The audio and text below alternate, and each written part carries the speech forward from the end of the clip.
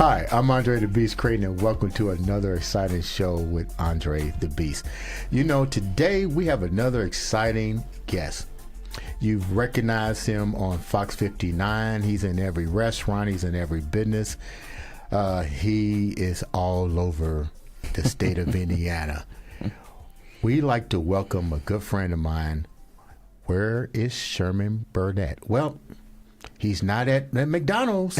He is actually on the Andre The Beast show. Really? Welcome. Bring that up. Welcome, It's Sherman. not like we met there or anything. I don't know what you mean. But anyway, good morning, man. Good morning. How you doing? Are you? Yes. I'm doing great.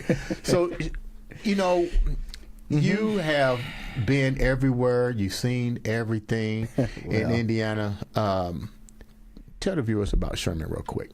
Well, so I'm from Indy, my hometown, Indianapolis. Okay. Born and raised. Established in 1960. Okay. What does that make me? And 1963 here. I know. I saw that, so I had to copy. Anyway, born and raised, IPS, school number 43, Broad Ripple High School, Ball Okay. State University, TCOM major, for those who know what that is, telecommunications, broadcast journalism. I have been in TV for 30-something years. Right. And along with that, I've had a career background in acting and commercial work and modeling back in the day. And so here I am. I've been around, I've lived in 7 different states, worked in 7 different TV markets. And speak 7 different languages. Well, yes, 7 different regional dialects. And that is so true. And came back home here to Indy in about, it was 2009 when I came back and started working for Fox 59 on the morning show. Where is Sherman? Fox 59 Morning News, 7:50, 8:50, and 9:50 a.m.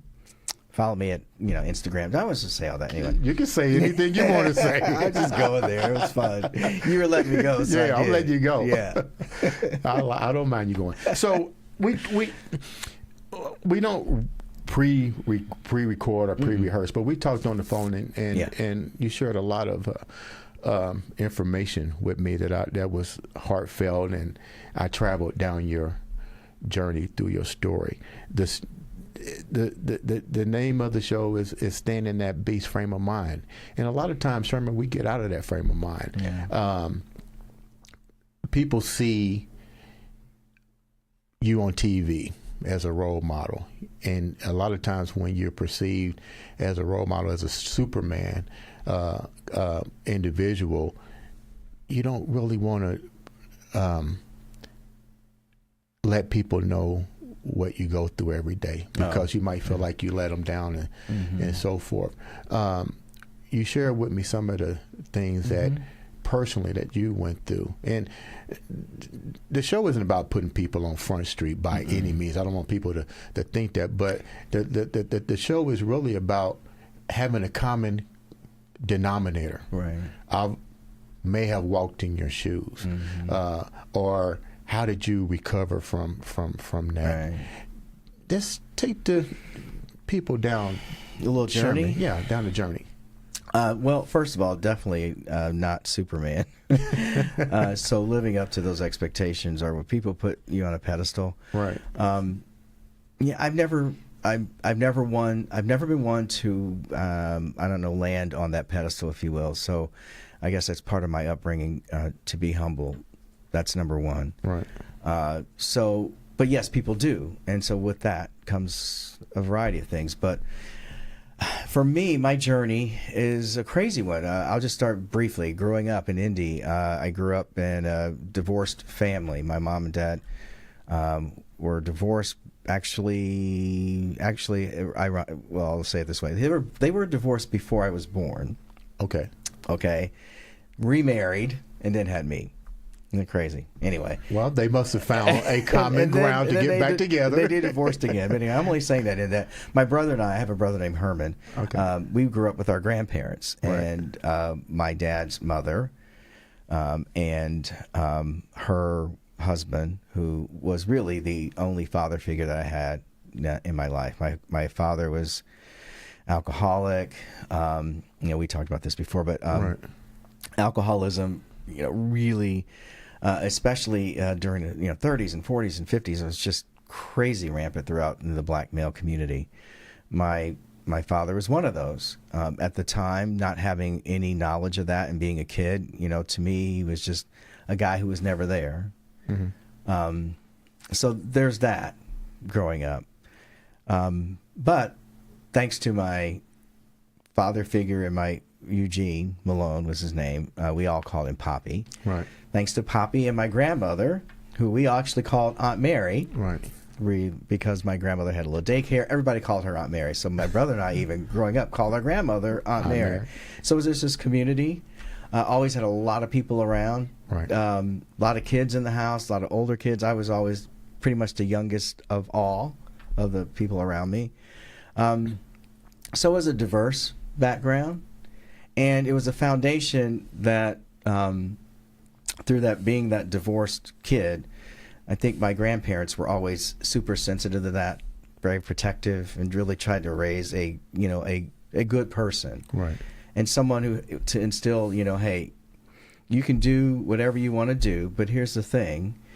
Whatever you want to do, you have to be 200% better than the other person, right. And particularly because you're growing up Black American. It's right. like if you want to be in TV, you got to be 200 times better than the other guy right. or gal. Right. So I grew up with that kind of instinct that I really, really had to focus and be really, really good at what I do. And hopefully I do that. I hope. But that was kind of the foundation. And not having a father around, or actually I never met either one of my real grandfathers either. Right. Sort of led some strange issues for me. There's some trusting issues, there are abandonment issues that I've had. And those are things that did I have to really walk down that journey when you talk about exposing some of the internal things that you go through. What age were you when your father actually, because you said that they remarried, mm-hmm. and then you was conceived. So when did the transformation of your father actually? They remarried, and then so I was two years old when they finally had their last split. Did you ever see your father do? Oh yeah, up? I would see him from time to time. We'd see him, but he was always drunk. I mean, 90% of the time when we saw him, he was drunk, and not typically in a mean way, but more of a jovial, hey, and you could smell it, and it was just a kind of what you would see. And I went through disappointments of dad saying, hey, I'm going to come pick you up and go somewhere, and then he never show up. But one of the real things that happened that was really broken for me is struggling, being a young gay person. I'll put it that way. Not, a lot of people think, well, when did you know, quote, that you were gay? I don't think I ever knew any other way. Right. But I just didn't know what that was. It's not like you sit down and have a conversation. Hey, by the way, you're this or you're this, and there's no label really attached to that, and generally no conversation, especially during that time. But the one thing that really damaged my father's and my relationship with my father was when I was about 16 years old. There was this huge argument in the house. He had come over to visit his mom, my grandfather, Poppy, and I came upstairs. He didn't like how I was dressed. He thought I looked like a girl, and called me those things that people attach to being gay, and it became this huge argument. It got so loud. My grandfather, Poppy, came upstairs and broke it up and kicked my dad out of the house. And there's all kinds of things in between that, obviously. But the main thing that I took from the conversation that he had, he's like, Sherman, you have to be who you are. This was your dad that said that? My grandfather. Your grandfather. Poppy. Okay. Said, kicked my dad out of the house and said, you have to be who you are. Just be who you are. And I was 16 at the time, so we're talking about 1976 or 75. Right. I was 15 or 16 years old. I never, at that moment, thought those words, those four, be who you are, would stay with me, those 4 words, be who you are. But, man, as I've gotten older, I always go back to be who you are. So I took that, and, I went to college and got on my own journey, and I don't know. I mean... Did any part of your father outside of alcoholism affect you as you got older? Mm-hmm. You know, coming, acknowledging your sexuality, dealing with the fact that your father had an alcohol problem, because clearly at that age you couldn't have recognized it as an illness. Right. So Well, how did you really transform it? Because you're looking for a role model at the same time and still trying to deal with a newfound. yeah, you know, I don't think at that time you really understand or realize that you're looking for a role model, as you put it. I don't really think I ever put that into place. But no, in terms of looking at alcoholism now as we did then, it really wasn't about a disease. There was never a conversation that your dad had a disease or anyone who drank. You know, it was just seen as a bad thing. It was seen as something that this person is not living up to their responsibilities. And everything, with that said, everything that my grandfather, Poppy, who again was not my blood grandfather but raised me and my brother, was my grandmother's second, third husband or something like that. But he instilled in us something that, look, whatever you do, don't be your father. Right. Right? Now, that was done purposely to not, to try to say, don't go down the road that your dad did. So there was never a discussion about, well, he's got an illness or... And again, that was, we never looked at alcoholism, to my knowledge at that time, as anything that was an addiction which translated into an illness. It was a social problem that a person would bring upon him or herself, his or herself. And that's the way I was raised around it. How did it affect you and your brother? Because evidently you and your brother had to be tight. We were initially, my brother, there's a 5-year difference between us. So there's a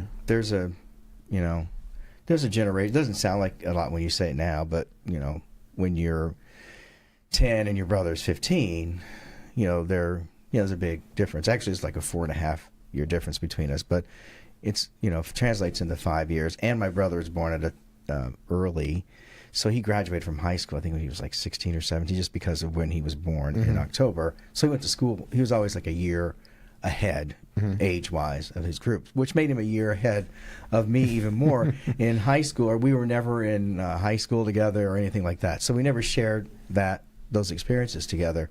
We were close when we were little, but as he became a teenager and do the things that teenagers do, and my brother's like, yeah, he's a little kid to me, so we weren't.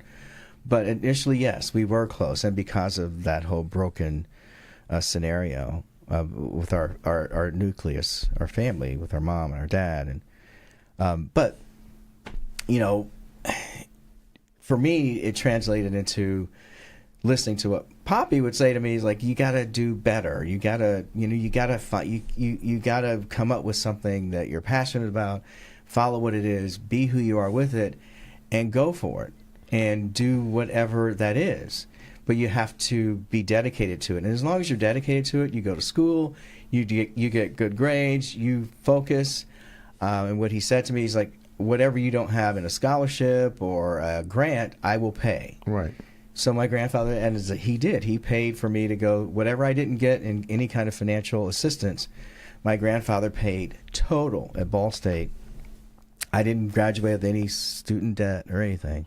So what a gift, right? Was there ever any parts of growing up while going to college and school, that there was any form of that for yourself that you just felt, what am I going to do? Yeah. Looking for that ear to hear your pain, because you're young and you all the stuff is falling up on your plate, and the people that you depend on the most wasn't there, and that's. Well, I guess moreover, I guess I should emphasize that I always felt loved. I never felt like I was unloved, and I don't think my brother did either. But it was instilled in us that what we determine, or what we determine or help determine our own destiny. You have to put in the work to get result. So it was never raised. We were never raised to have like a pity party, if you will. I don't really know if that's the correct way to say it. So that for me made me really not look at whatever issues there really were around it. You know, I never really, I can say what the experience I had growing up, and we all have whatever. But I don't think even though I lived it externally, I don't think I lived it internally. And so I always credit my grandfather or Poppy for being a huge influence on that, because he was the one who's just like, all these forces and influences that are around you. First of all, be who you are. And second, don't let a situation control you, you control it. Mm-hmm. And by that, those two foundations for me really just, once I really figured out, yeah, I can do something for myself, for my life. I can have a goal and go there and achieve it. Once I really gravitated toward that, I kind of went there without really thinking, if that makes sense. It was just, that's what I should do. Were there ever moments in your life that the struggles manifested moving forward with your life? Because times have changed. Oh, absolutely. So what were those things? Gosh, so many, Andre. I mean, as I mentioned, I move around the country a lot. And the saying goes, wherever you go, there you are. Right. Right. And it was as I was moving around the country and getting older and going to different and living in different places where those things started, it started to manifest in different ways. Yes, like what? I think abandonment was one of the huge I was going to say that for me, and I think I found myself putting myself in relationships that I probably knew. Well, now looking back, I knew they wouldn't work, and I think subconsciously, I was putting myself in a situation with a person that, I knew it wasn't going to work, but for whatever reason, I entertained it. Of course, it didn't last. Right. But because I didn't want to feel the pain of being abandoned, it's kind of like, well, if I do it with this person, it doesn't really matter because they can move out of my life and I can move on to a different TV market and work, and I'm not going to suffer any pain from moving on or that person leaving or me leaving them. I won't feel that pain, right? Did you eventually feel the pain subconsciously? I think in some ways I did still, because when you are in TV news, and if you're pursuing a career, particularly on air, that means, well, back in the day, I mean, maybe even today, but more so back in the 80s and 90s, 70s, 80s, and 90s, that definitely meant that you were going to move around. Right. So if you want to work your way up to a network, let's say, or you wanted to work your way back to work in Chicago or New York, once you graduated from college and started looking for those jobs, you were going to work in Paducah, right, in Illinois, or you're going to work in St. Joseph, Missouri, like I did, and those tiny markets. But what happens is we become, sort of like gypsies, if you will, moving around, and as you move, you gather friends and all these places that you live in, these tiny little towns, and work in these tiny newsrooms, and there's a camaraderie that comes with that. So through those relationships, I started to learn about myself and the weaknesses that I had emotionally, and not just abandonment, but rejection. Rejection is a huge thing in TV, or if you're an actor or whatever, telling you no. Why is it such a huge thing? We don't want you. Well, you're not good. We like you, but we're going to hire somebody else, right? You might audition for a job, or you might, in our business, send in a resume tape and think, oh my gosh, I'd love to get this job in San Diego, right? I think I was good. And then you don't. Right. Those are rejections, and you learn to deal with those. So I had to learn a lot about myself through that, and I grew up. There was a lot of growing up. There was a lot of praying. There was a lot of going to church. There was a lot of things. But looking back, those were all life lessons. And I think as the building blocks of our lives, I think if we really capture where we are today versus where we've been, everything sort of makes sense, right? And we have to take personal responsibility for whatever has happened or hasn't happened, because ultimately, really, at the end of the day, Right. you know, we have actions, and actions have consequences, and sometimes we do things that we probably shouldn't. And there are consequences, and a lot of times we want to say, "Oh my gosh, that was so and so's fault," or "Why, you know, he's such a this or she's such a that." When in actuality, we may have brought that on ourselves. Correct. Right. Correct. So, I had to stop blaming others and start looking internally and saying, "You know what, Sherman, what was your role in whatever situation you ended up?" What were some of the things that you was blaming others for that you felt needed to be taken accountability for on your part? You know, one of the things that one of my friends would say to me, we go in a newsroom, having a newsroom meeting and morning meeting, we call them, and who's going to do what reporter is going to have what story for the particular day. And one of my friends said to me, "Sherman's so moody." You know, so like, you can come in one day, he's like, "Yeah," and come in one day like, "Oh, don't talk to me." So yeah, I think that was one of the huge things that all of this, you know, translated into me. For me, was when I was moody, I would be, you know, happy one day, not so much the next. Some of that was insecurity. Right. Some of that I later found out that I was actually clinically, or dealing with clinical depression. We're going to get to that. Keep going. You know, but I didn't. It wasn't diagnosed at the time. Right.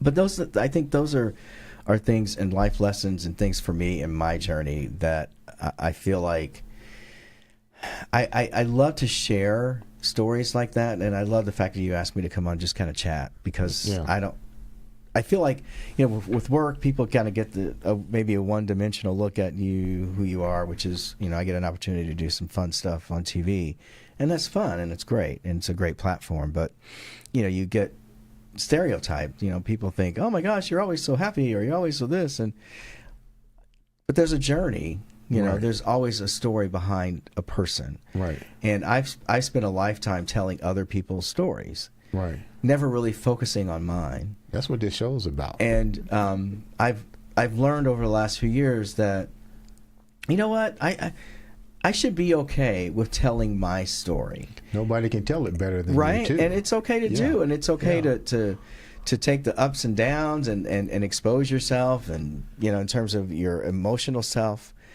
and say, you know, this is what happened to me. This is my book. Right. These are my chapters. Read it, you know, and maybe someone will take something from it. Maybe someone will extrapolate something from that might help him or her, or say, you know what, oh my gosh, I didn't realize.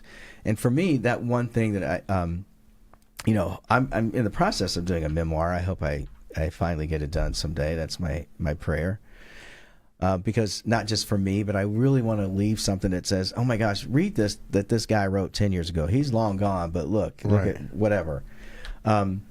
And depression is a huge part of that. And when I say that, clinical depression is a huge part of my journey. Most people would have no idea that that's something that I have was diagnosed. When did you recognize it, that you may have been now proven that you was getting depressed? Well, I don't think a series of events. Yeah, you know what, Andre? I don't think I ever really recognized that it was until I hit the bottom of the barrel. And when was that? That would have been, I was living in upstate New York. So about 2002 or something. It was about 18 years ago. Mm-hmm.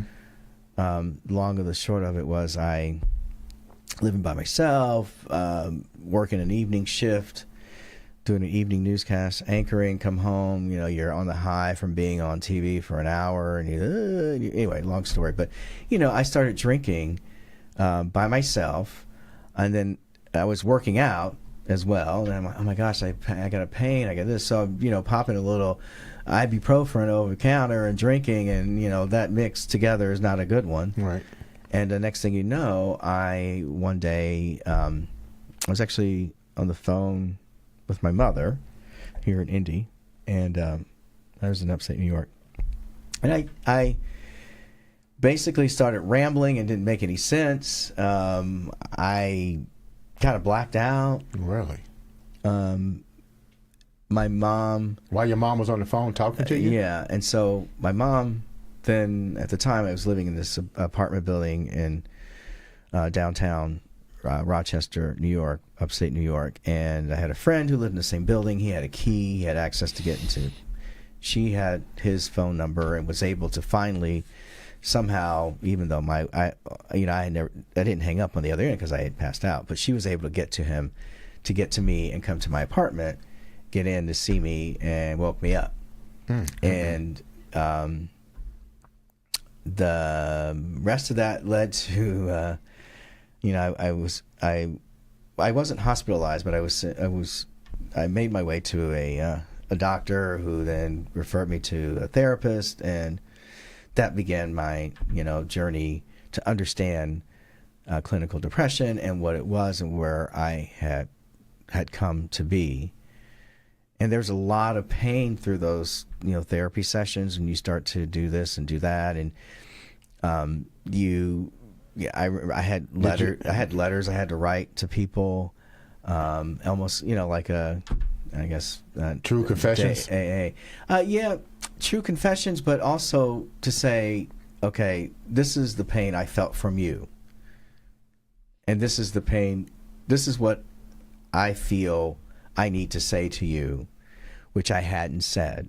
And I think what a lot of people, once you realize a clinical depression, it can come about in many different ways. But a lot of times it does deal with suppressing your own emotions. Was a lot of those emotions from childhood? Mm-hmm. Oh my gosh! I had to write letter to wrote a letter to my dad, who was deceased. Right. I think we talked about that a little bit. Yeah. I wrote a letter. I wrote a letter to my brother or my mom. The nucleus of my family. I wrote a letter to Poppy, who was so influential in my life. More of a thank you letter to him. But all those things emotionally that I thought I had dealt with. We usually just put them in the closet. Yeah, but I didn't. So all these things led to this crazy depression, and I started to understand some of the choices I had made with the people who I picked to be in my inner circle in life. Inner circle meaning I always had fantastic friends, but the people I chose to be, a partner or a lover or whatever, were never the right ones ever. Right. And I would blame them, but in actuality, it was me. I was really the problem. So when you look back at the letters that you wrote, I have a couple of them. Yeah, and you're right, because I talked to my therapist, Steve Cooper, great therapist, and a lot of our depressions, a lot of our traumas that we deal with actually stem from our childhood. And it's funny because we don't really realize how important our childhood is and the people that are involved in our development, not just early development, but truly development as we manifest into adulthood. And it's funny that we keep it locked up inside. Oh my gosh. And I will tell you, like I said, you and I had a conversation about me coming on and doing this with you, and I really genuinely feel that opening up and talking about, what I've gone through, is really meant for others to hear. And because there's so much that we go through in life, there's so many different ways to place it and put it. I mean, you pray over it, you pray for it, you share with friends. You may have avenues to do all of that. But at the end of the day, you really have to be the person to deal with it and figure out what's going on. Accountability within yourself. And in order to get help, you got to know what you need help in. Correct. Right? And so once, for me, once I got to that space, things really did change for me. I mean, it wasn't still perfect, but because I still always have to do work. Right. I mean, even today in my relationship, I always have to go, wait a minute, that's not mine. That's yours. And tying myself into someone else's issue. I think that's why a lot of relationships end up breaking up, because, you're together and you think, oh my gosh, and everything that person has and they have, we all intertwine, and his emotions or her emotions are mine, and they're not. Right.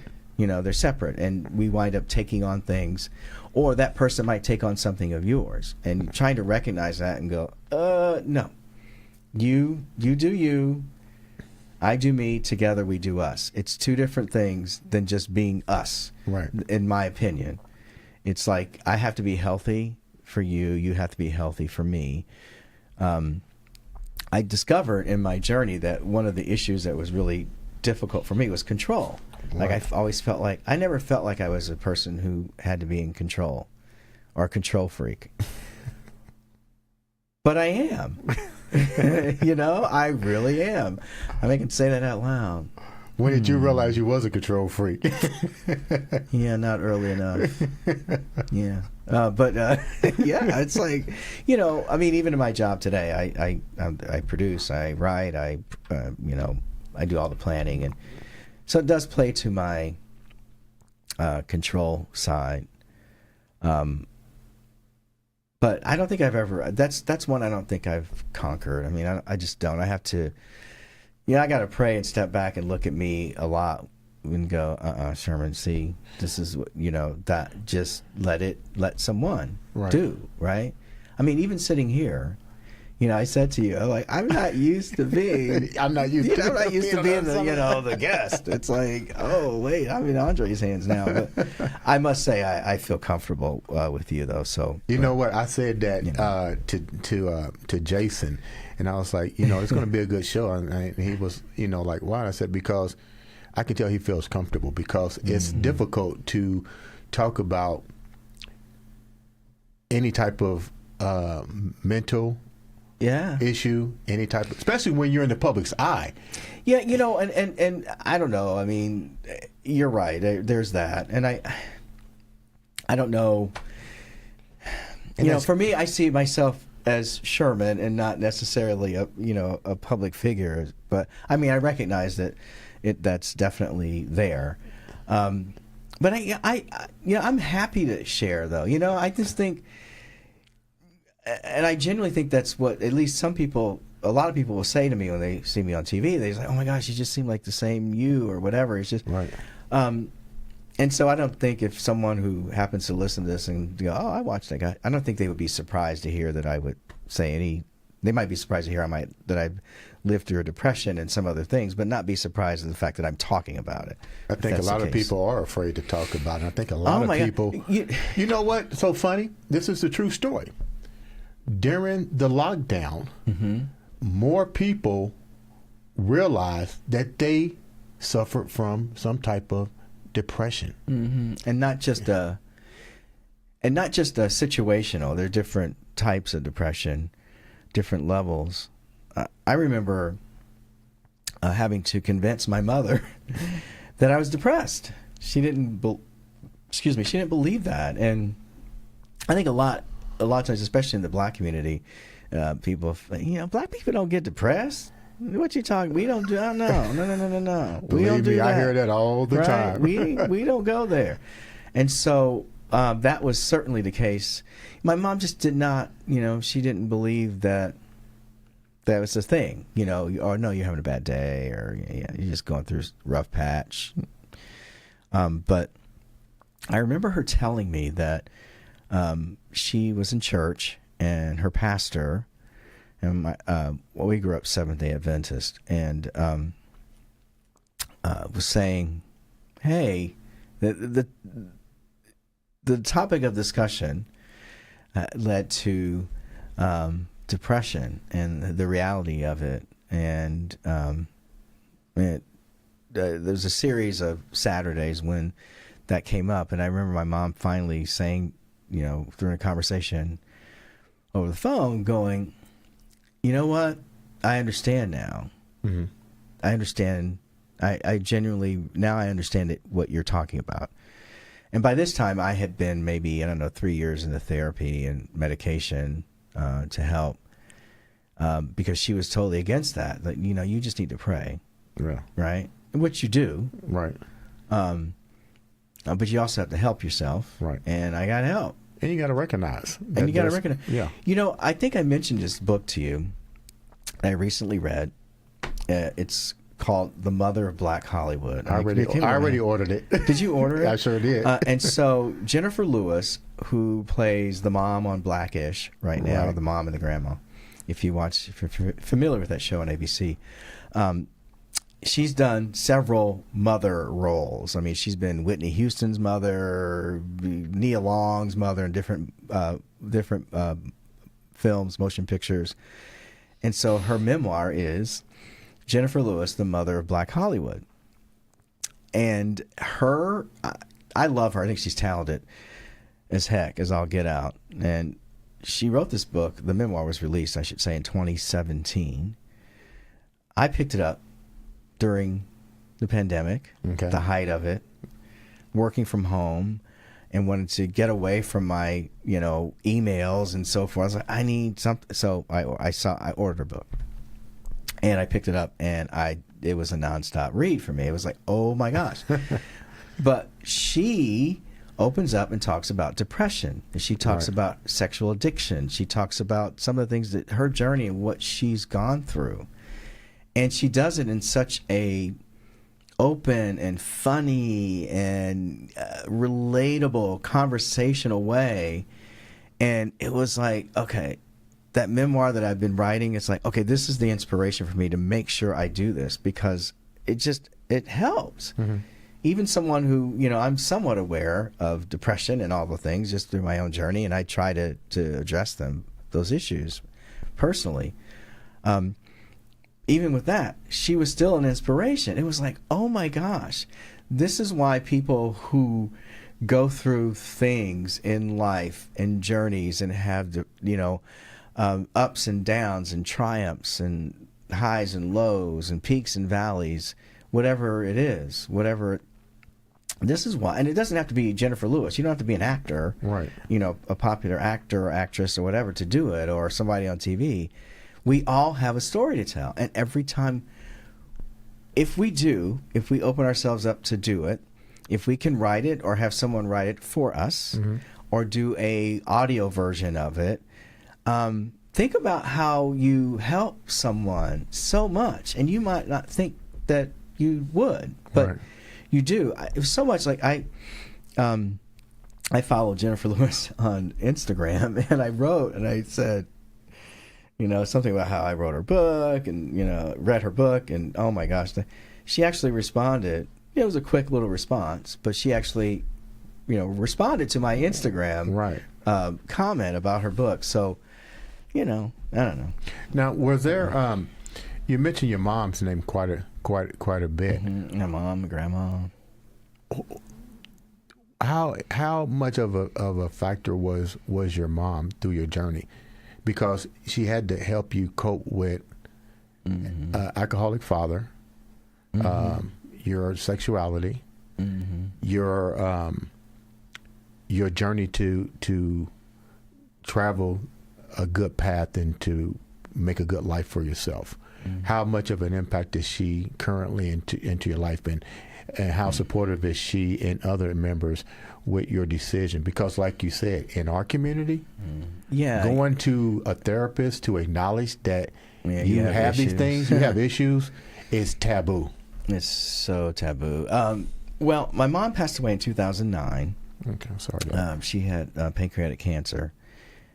And actually, her journey through that is connected to my journey actually coming back home to work, in that I had no intention to come back home to live in Indy. I was working in Pennsylvania, and a smaller TV market, but it was closer to New York City, and there were other reasons why I wanted to stay on the East Coast, or in the Northeast. But my mom got sick in 2015, and I found myself coming back and forth mm-hmm. to Indy a lot.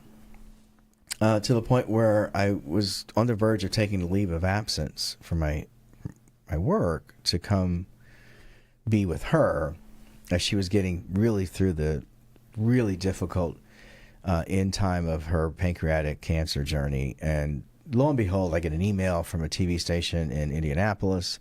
I had a friend who I worked with in Pennsylvania who said, "Hey, I know this guy who's a news director at the Fox station in Indianapolis, and they're looking for a morning reporter, a feature. They want somebody who could be a part of the cast, not as an anchor, but as the fun person who goes around." Anyway, and he said, can I share your info with him? And I'm like, oh my gosh, yeah. Mm-hmm. So within, I don't know, next day or whatever, I get an email from this news director, said, hey, and then he had already looked at my work and the general manager, and so they were like, man, we want to meet you. We want to hire you. And I was like, oh. And my contract, I was in near the end of my contract where I was, so I would be available. And I was actually going to come home to see Mom, to visit. And when I came home that one time in June, I think it was that year, 2009, I think it was June. Anyway, came home, met with the management at Fox 59, and then next thing you know, I had a job. And then I came home. So I was able to be home with my mom throughout the last 4 months of her life when she passed away in November of 2009. And it was all connected. And for her, she was so excited, right? I mean, this was one of her, I always wanted you to work at home and, work at Indy on TV. And I kind of sort of did initially, but then, as I got older and it didn't happen, I was like, yeah, that's okay. I had a couple times where I interviewed and it didn't happen. Right. And this time it did. And it turned out to be the best, godsend for both of us, this amazing gift that I got a chance to be close to my mom in the last 4 months of her life and get to see how proud she was of me, mm-hmm. right? So that part of the journey was amazing, but it was really an up and down journey for us because, my mom had we had issues with each other. I think going through, I would blame her, for not, oh my gosh, Dad. And then, I blamed typical teenager stuff, typical stuff, 20s, 30s, when you think you know it all still. How hard was the journey to treatment? Because really, if you're pointing fingers, yeah, it had to be a difficult journey. Oh my God, it was awful, Andre. It was really. I mean, I look, and again, it's a constant journey, and pointing fingers, as you put it, which is a great way to say it, I think, was another hurdle for me that I had to stop doing that. Did you lose friends along the way because now you're still in denial? Now you got to come out of denial. So were you losing a lot of friends on the way? No, I don't think I did. I think most friends, my friends, they all knew me, and so I'm not a confrontational person, so I never really, the things that I went through, I really more internalized than I did anything else. Right. But specifically with my mom and people who my mom was still living, everyone else in my childhood had passed away. Her mom, my grandmother, and my Aunt Mary, or my grandmother and Poppy, they had long passed away. So really, my mom, it was just us, and both of us working through all the things that we had to work through, and that in any adult child relationship. So did the abandonment issues kick in because now you're losing your family? So you're going from one illness. Yeah. Now it's triggering into another illness because who do you depend on? This was your rock. Yeah, but I think my mom, actually, before she passed away, we had become so close mm-hmm. that we would often talk about how close we were, just, and how crazy that all happened. Yeah, and so no, I really didn't. Sitting here now, all the things that I've gone through, I don't live through any regrets of that. It was actually, it finally became and made sense to me, everything. And so I can sit here and go, wow, that part of my life, the issues growing up, all the things, all, you know, my mom and I were able to get so much out and just talk and say what we wanted, how we wanted, and it probably made you feel really good knowing that when she passed away, there was maybe a sense of closure on both of you guys' we part. had it so, I'm telling you, Andre, I'm not even kidding. We had such closure, and it was just a really cool thing. And I remember the night before my mom passed away, I was sitting, she was in a nursing facility, and you know, they didn't think she was going to make it through that particular day, and you know, I sat there with her, and I knew, you know, she could probably hear me, but that's about it. Right. I went home I was, again, back here in Indy, but I was living in her apartment at the time until she passed away. But I remember going back to her apartment and sleeping in her bed and just being around all of her belongings and just her aura. And I woke up, I don't know, gosh, it was like 3 o'clock in the morning. And something just came over me, and I checked my phone. No one had called to say anything, you know, hey, your mom has passed away. But about 10, 20 minutes later, I got that call. Oh, my God. That she had passed away. And I remember having this dream and saying to my, you know, Mom, it's okay, you know, let go. And sure enough, you know, but she did.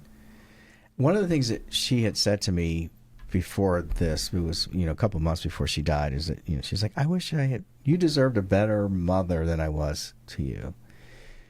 And I remember saying to her,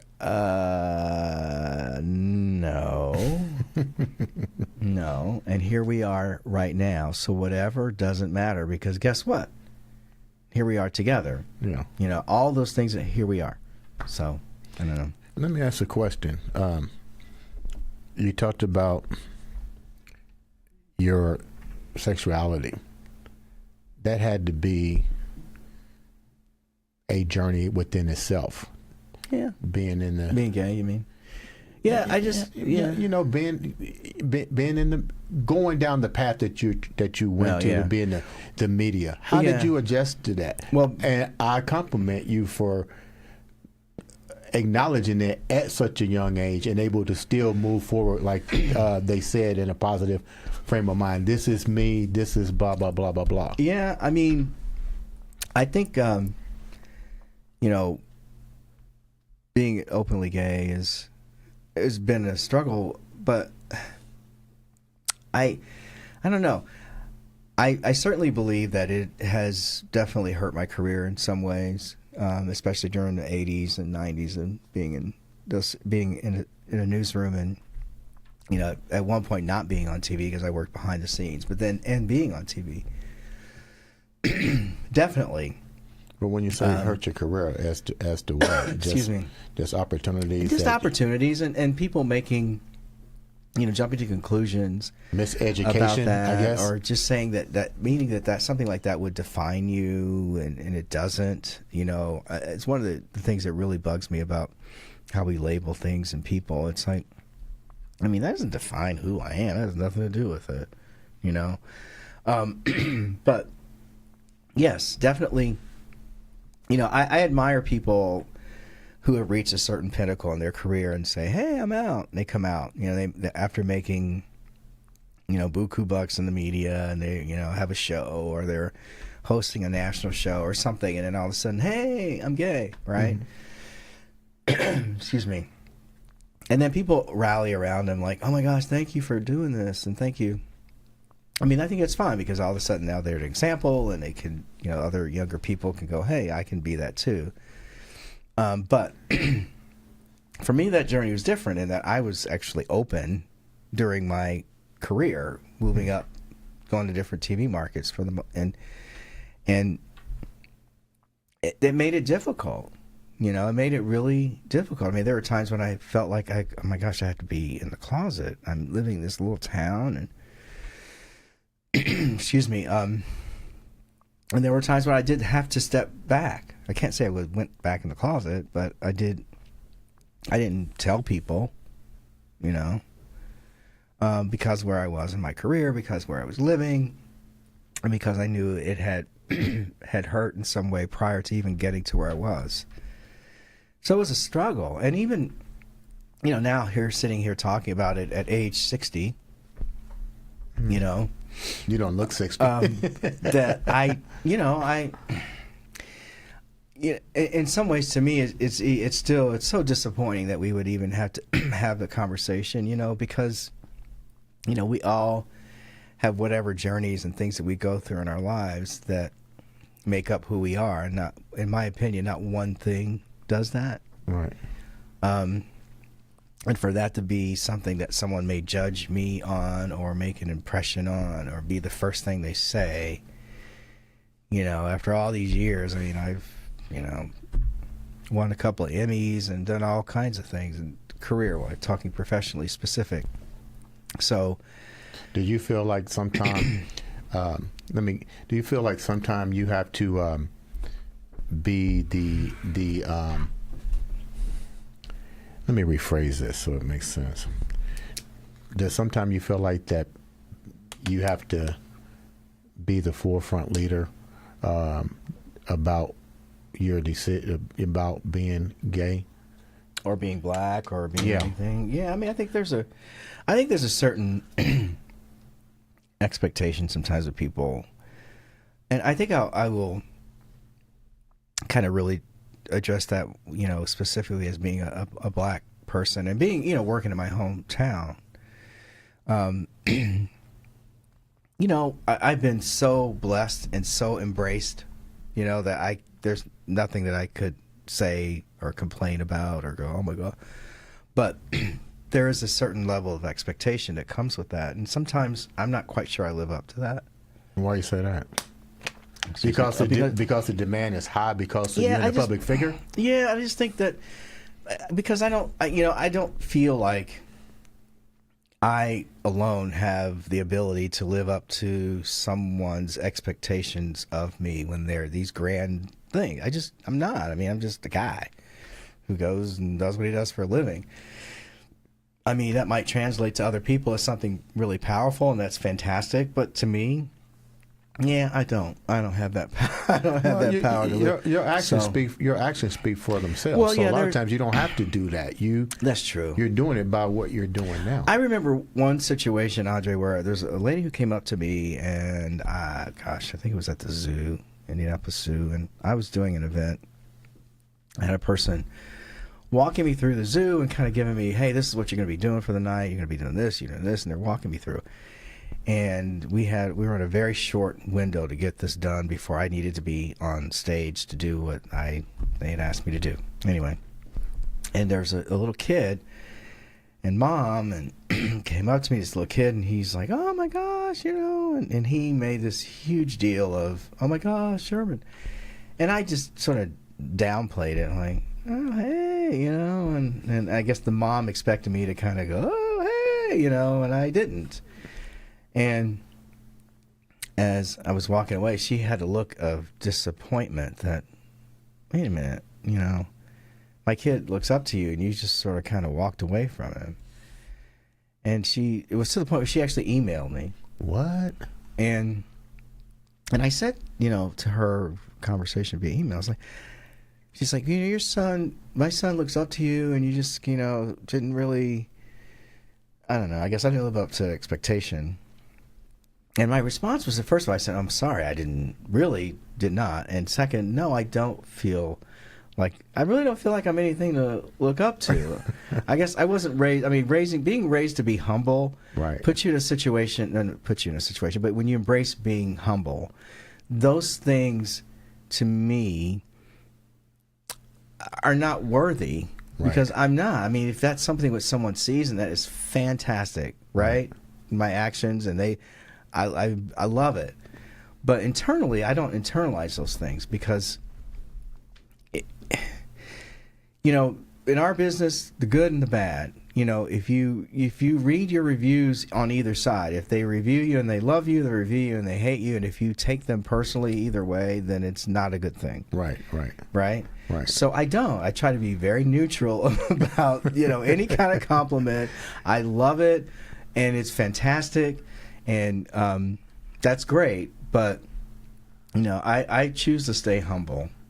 Tell me what is. Tell me, yeah. Tell me what's it like to be Sherman and going to all these great places. I remember when I watch you on TV, I'd be like, man, I wish he'd invite me on one of these tours to eat all this fancy food and meet all these people. But what's it like? It's fun, actually. It really is. I get to do something that it was like a dream come true for me, that it kind of evolved, And, I get to be a TV personality in my hometown. But gosh, really? I mean, I get to do all these great things, and I get to profile all these fantastic people, and it's that part of my life is so fun. It's so incredibly blessed. I can't even tell you.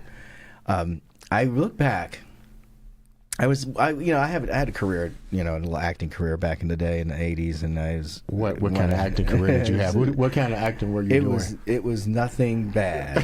Just put it that way. No, it was little Abner. No. I did commercial acting and was studying in L.A. and studied with some people who are pretty big names. But I remember writing.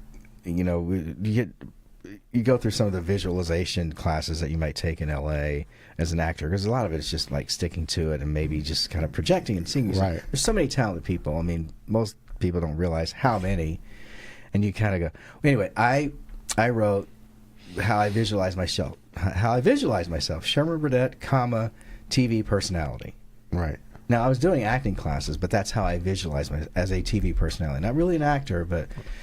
So I have in my notes, I'm going back and looking at stuff and writing memoir, and I realize, oh my gosh, this is what I wrote. And then oh my gosh, that's what I am today. Yeah. So yeah, I love it.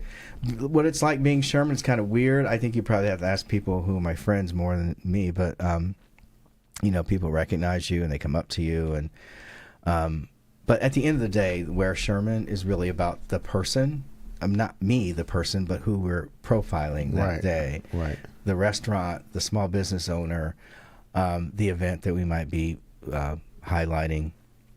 Those people who we highlight. I mean, they're putting their trust in me to make them look good on TV for that 3 or 4 or whatever minutes, and which can be so important to them. Right. I mean, it's so important. And you're showcasing their business and what they do for a living. Right. And so I take that. Very seriously in a fun way. Right. And I always tell people, look, we're here to make you look good. We're not going to make you look bad. It's all about you. Have you ever made somebody, or at least, let me rephrase that. Have I ever made anybody look bad? Is that what you're saying?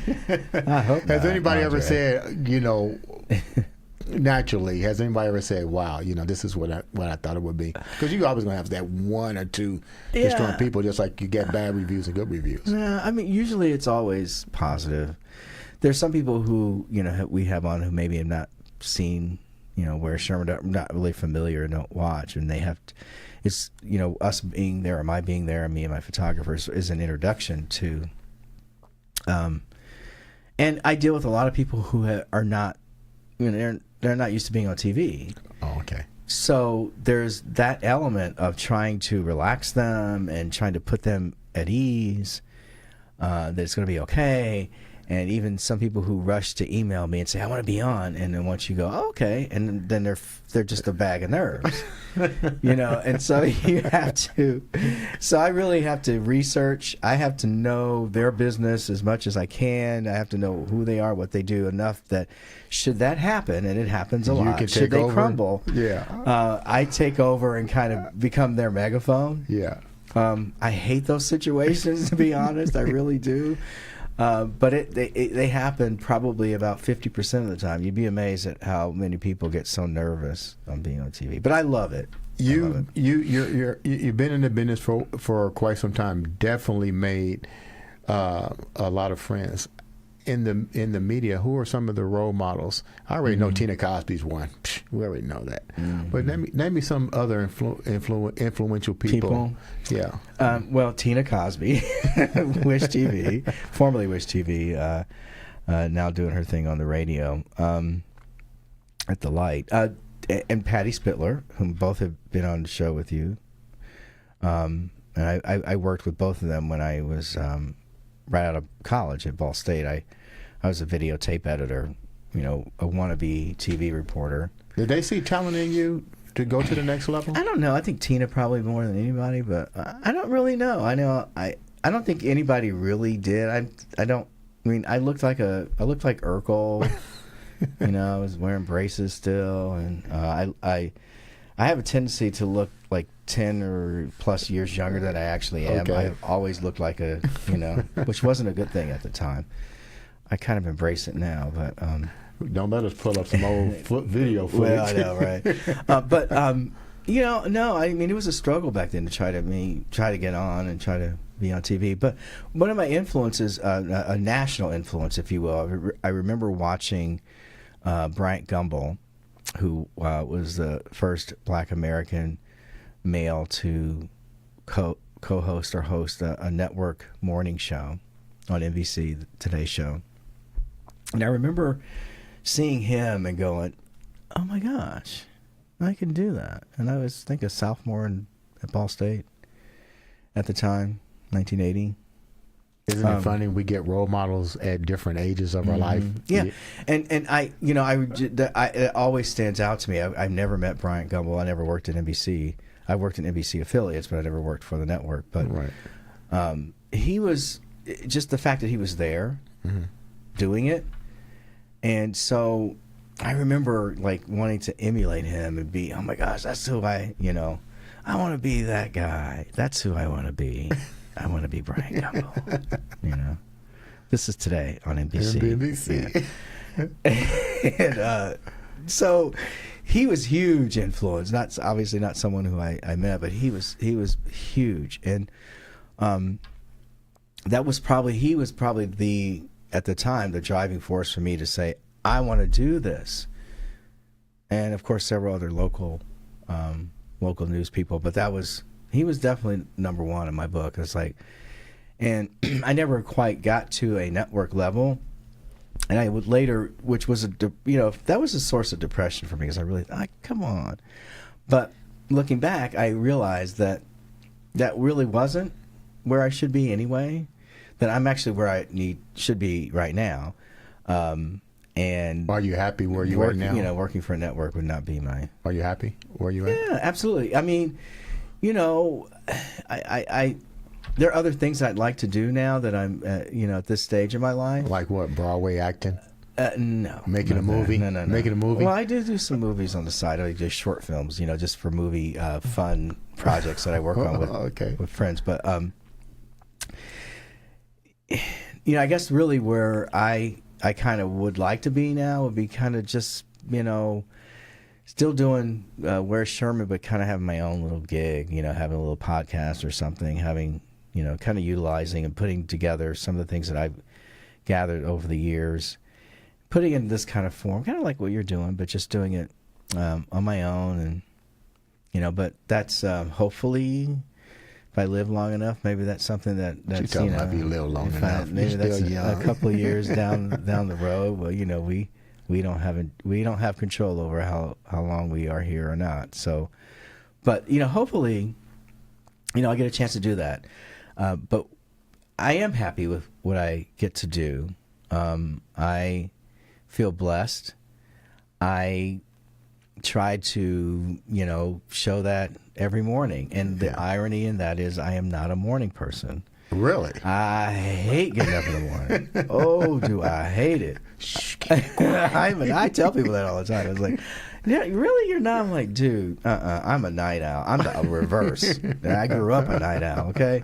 You stay up till 2, 3 and get up at 8. Really? Then you go, or whatever it is. But, I still, when my alarm typically goes off at, 4 o'clock in the morning, or during this pandemic when I was working at home mostly and I had to do a little makeshift studio in our garage. How did you proceed moving forward with the pandemic? Because everybody had to reinvent themselves, so to speak. Yeah, and I say that we're still living it, so who knows? But I had to actually put together, a little makeshift studio at home. All my segments, it's where I am. So we were actually on location. I mean, that's the whole foundation what we do or what I do. So, but and all of a sudden you couldn't, right? Mhm. You're like, oh my gosh, I'm going to do this. So, I talked to my partner, Bill, at home. I'm like, you know what, he's like, well, whatever you got to do. How supportive is your So- partner? We didn't talk about him. I don't want to talk is about he? him. He'd be like, do not talk about not talk about me. Okay? Just because you want to talk about you, do not talk about me. But he's fine. He's awesome. But so I said, so I put together a little side part of our, garage and Right. turned it into a backdrop. He was like, well, we can't do it in the house at whatever in the morning because it defeats the whole purpose of having somebody come into your house, Right. which would be my photographer. And I'm like, yeah, that's not going to work. And we have animals who would be barking and like, which is not. It just So now not- you really got to think now. right. And so I'm like, oh my gosh, we're gonna. So I have a collection of things. I have my little office space at home, and I have a collection of things that people have given me throughout the years of being where Sherman. Like little, things that they make, or a picture, or like a caricature, or all these things that people would make. And so I started piecing them together into a corner space in our garage, and I purchased some lights. On Amazon, and I was like, there it was, and it Right. just sort of evolved. And so I had to do everything from home. And what we would do is, if a person, let's say, if we were highlighting, a lot of time we highlight a lot of do-it-yourself places where you come in and make a frame or you make a poster or whatever. We highlight a lot of those during that time. They would bring things to me. Mm-hmm. I'd tell them what I needed. I'd set it up in my garage. I'd show off what they did. We'd do a link to their website. And that's kind of how we did most of them. We had some fundraiser things where people would say, hey, I'm going to, meals you could do. Well, bring me the food. I'll set it up. I remember there were times when I'm at 3 o'clock in the morning at home setting up food that someone had dropped off. Yeah. And plating it and displaying it, so I could put it on TV at a certain time in the morning. So those were adjustments. And we all went through adjustments, right? Right. And I think we're all still in the residue of those adjustments and wondering what's next. What are we going to have to do? That is the big question. What is Right? next? I mean, I don't anticipate a complete shutdown, or we never really were in a complete shutdown. But I don't anticipate. Who knows? Maybe we'll have to. But it for us in TV, TV goes on. Right. That's what people look. We're still going to be doing a newscast, so I still had to figure it out. And I would never forget one of my executive producers said, "Well, Sherman, if you're not going to work, that means they're going to have to take you. If you're not going to be here, that means they're going to take your vacation days." I'm like, wait. No. You mean if I'm going to be, you guys going to take? Because I don't have. Y'all gonna take my vacation days? Now you're really going to figure out what to do. Shoot, I better figure out something. Before we wrap up. Yeah, I know. Am I taking up too much time? I don't even know. You're fine. Okay. Before we wrap up, how do people get in contact with you that may have something to talk about on if you have your a place I'm glad you asked that, because there is sometimes people would think, well, you're only on the north side, or you're only on the Carmel, or you're only number one, we try to go everywhere. It doesn't matter what side of town, east side, west side, south side. We really genuinely do. We also have to make sure that the place that we're focusing on is worthy of being on TV. I mean, there's a criteria. We've got criteria that we got to make sure this, and this, and this, and this. And there's a list of things that people need to do in order to be on TV with us that I send out to them. It's like, this is, if it's a business, I explain, hey, we need this much food, we need this, so I have to explain to every person, every guest, this is what we need for TV. So, is there a website or so an email go to, link they need to go to? Yeah, well, my email, sburdette at fox59.com. Jason, do we have any of that information we can put up on the backboard? We can get it to him. And then it's sburdette at fox59.com. You reach out to me via email, or inbox me at Facebook, because you can find me on Facebook, or Instagram or Twitter at Sherman Burdette, right there. Because you clearly have some say so in the guests and the topics that go onto your show. Mm-hmm. Yeah, I'm the producer. I'm the planner. I'm the writer. Talent. The only thing I don't do is shoot it, and that's BJ, my photographer, who does that. He is excellent at field producing and helping, and we both together try to make our guests as comfortable as possible on location.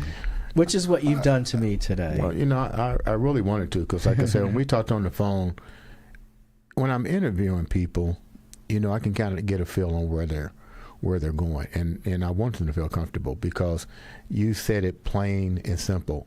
Everybody that's been on this show has a story to tell. I don't want nobody telling my story but me. Mm-hmm. It's great that you tell it, because when somebody else tells it, it's going to be interpreted 50 different ways, and I always like to hear it. Mm-hmm. But nobody can tell your story better than you. We just had a beautiful election. We had the first African-American vice president. African-American Indian descent. Yeah, all of it.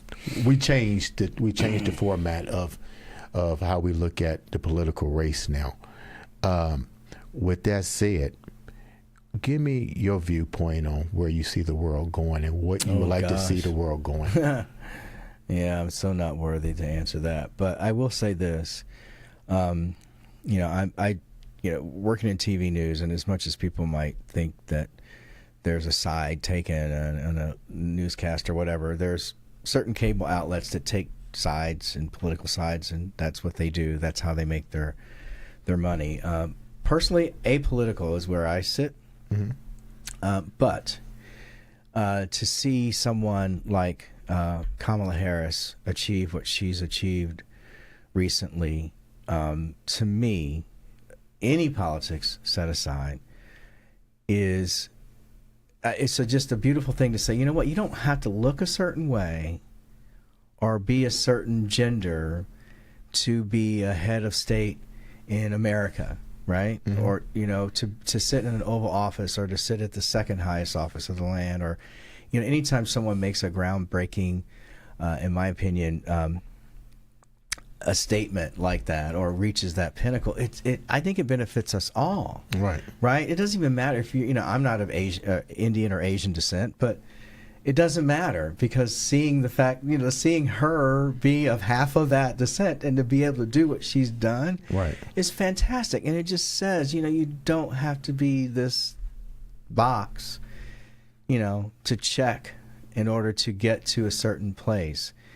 And I just think, I hope, and we've had that pass with, with President Obama as well.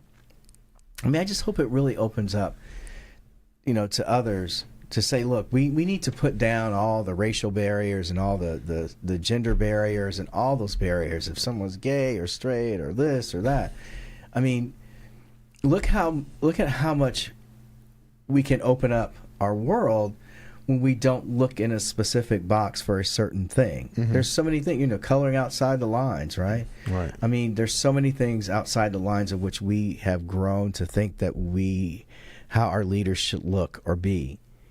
They don't have to be. Right. And so I just hope that we see more of that, and I hope that regardless of politics, that people see it as a positive and not a negative. With that said, mm-hmm. I'd like to thank Sherman Burdette for being on the show. Mm. Please check him out on Where's Sherman, because today he's with the Andre The Beast Show, and he's definitely has opened up himself, not for sympathy, but to show that when you recognize that you have an illness or anything emotionally wrong with you, you need to recognize it, and you need to seek help and get it taken care of. You need to also realize that change happens when we put one foot in front of the other. Check him out on Fox 59. He's definitely a leader. I have the greatest respect for him. I